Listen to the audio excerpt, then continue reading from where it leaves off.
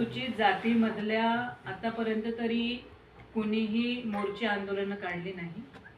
फक्त आता अधिवेशनाच्या याच्यामध्ये आणि जे 59 जाती येतात त्याच्यापैकी 58 जातीची ही डिमांडच नाही आहे की उपवर्गीकरण किंवा क्रिमिलेअर लावण्यात यावं म्हणून. हे एक म्हणजे महत्त्वाचं भाग आहे.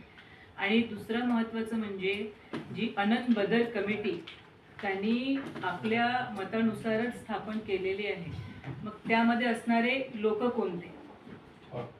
अनंत बदर कमिटीचं ही म्हणजे रद्दच व्हायला हवी असं म्हणजे आमचं काही सगळ्यांचंच म्हणणं आहे आंबेडकरी जनतेमधलं. आणि मागील रविवारी जे उपमुख्यमंत्र्याची दीक्षाभूमी या ठिकाणी भेट झाली त्यावेळी स्वतः उपमुख्यमंत्र्यांनी समता सैनिक दलाला भेट दिली.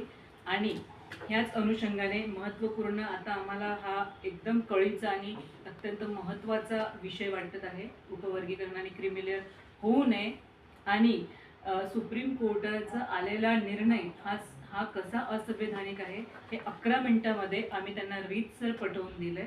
त्यांनी आमचं निवेदन स्वीकार केलं आणि तो व्हिडिओ देखील उपलब्ध आहे. असे म्हणाले की तुम्ही सगळे या, आपण याच्यावरती चर्चा करू.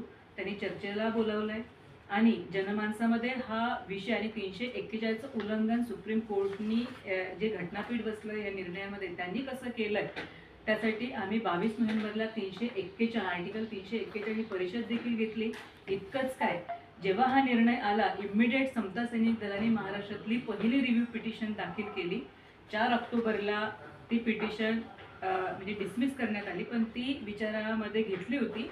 पण ती लगेचच आणि आमच्यासारख्या ज्या देशभरामधून 70-80 पिटिशन्स आल्या त्या सगळ्या ह्या डिसमिस केल्यात. म्हणजे आम्ही न्यायालयीन लढाई देखील लढली. आता विधान भवनवरती देखील आम्ही तुम्हाला माहिती असेल मोठ्या प्रमाणात समता सैनिक दलाने आपल्या आंबेडकरी जनतेला घेऊन जेव्हा मोर्चा काढला तेव्हा तेथील आमदार देखील म्हणाले, म्हणजे काही ज्यांना खऱ्या अर्थाने वाटतं की हे असंवैधानिक आहे, हा सर्वात आजच्या म्हणजे हिवाळी अधिवेशनातला सर्वात महत्त्वाचा मुद्दा आहे आणि मोठ्या प्रमाणात हजारो लाखोच्या यांनी विधान भवनवरती जनता ह्या मुद्द्यावरती यायला हवी होती.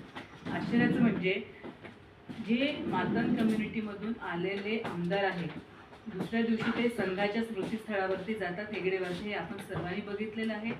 ते 4 आमदार जे आहेत म्हणजे 3 आमदार त्यामधले एक जे होते ते ओबीसी होते, ते मातंग बांधवांना भूल थापा देत आहे की तुमच्या हिस्साचं आरक्षण बघा, तुम्हाला लाभ मिळाला नाही, हिस्साचं आरक्षण खाल्लं तर याला कुठलाही आधार नाही आहे नंबर 1. आणि कुठलाही तार्किक डाटा त्यांच्याकडे नाही की कोणी विशिष्ट उपजातींनी त्यांचं जातीने उपजातींनी आरक्षण खाल्लेलं आहे. तर हा म्हणजे